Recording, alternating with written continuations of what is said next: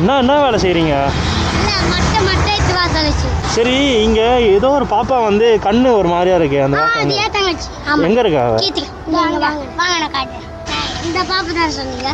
இங்கே வா. இவளுக்கு கண்ணு என்னாச்சு? இவளுக்கு ஹாஸ்பிட்டலில் என்ன சொன்னாங்கம்மா? ரத்தம் இல்லையாண்ணா உடம்புல, அதனால முடியாது சொல்லிட்டாங்களா? காசு கூட ரொம்ப இல்லை. உங்கள் அம்மா எங்கே இருக்காங்க? அம்மா அங்கே இருக்காங்க. சாப்பிட்டியா? உன் பேர் என்னது?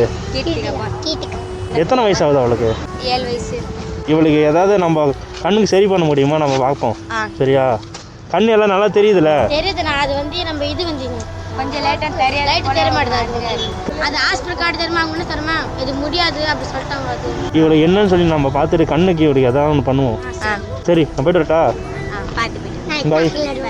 என்ன புரியல? சாக்லேட்டா? நீங்கள் இந்த மாதிரி விற்கவே கூடாது தெரியுமா? இந்த மாதிரி சாப்பிட்டு காசு இல்லாத விற்கிறதா ஆயிடுச்சு.